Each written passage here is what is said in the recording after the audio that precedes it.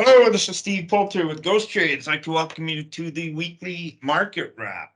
So let me tell you what's going on. Put some glasses on so I can see what I'm looking at here.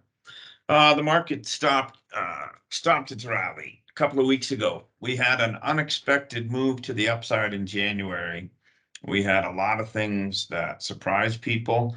And a lot of people say as January goes, so goes the year. And if that's the case, we're going to have a positive year.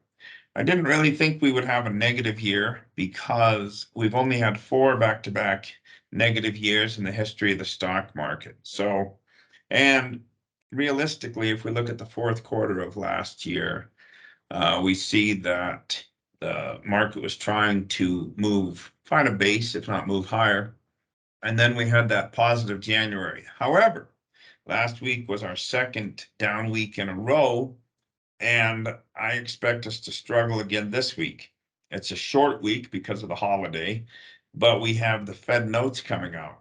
And I don't expect to see that very dovish. I expect those notes to be hawkish, meaning I expect those notes to say we need to continue to raise interest rates.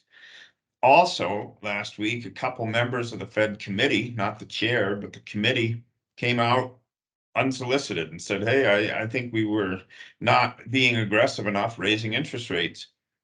I think that we're going to continue to see interest rates go, and eventually that's got to take a bigger toll on the stock market.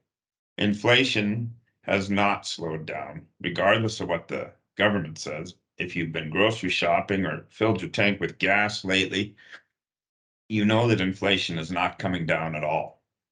We're right, not quite at the very end of earnings season, but on the downward slope of earnings season. And I think they have not rocked anybody's world. We've had a couple upside surprises, but anything that the market gained in January, it's very quickly giving back in February. So I think we've got a couple big earnings announcements this week. Tomorrow morning before the market opens, we have Home Depot, we have Walmart. Those are big retail numbers.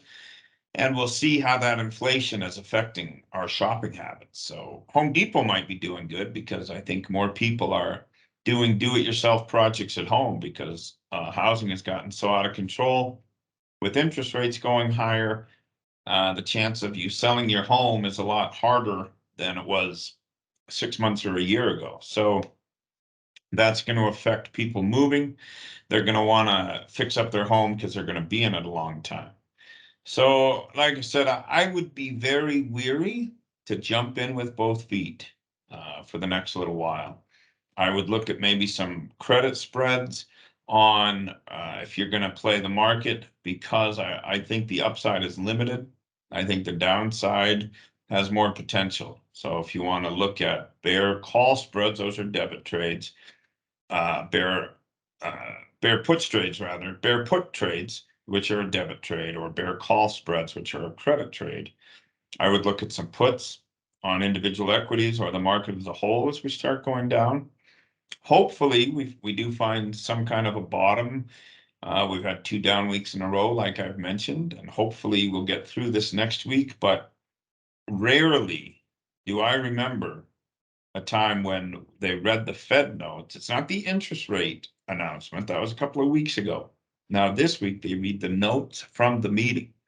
And I think those notes are going to be negative, and I think it's really going to get the market going downward. So we'll see if I'm right. Hopefully I'm wrong. I hope we always go higher in perm bull, and I think for people's retirements and 401ks and pensions, we need the market to get some solid footing, which it has not had in several months. So be careful this week, keep your powder dry, and look for simple, safe ways to make money. Have a great day.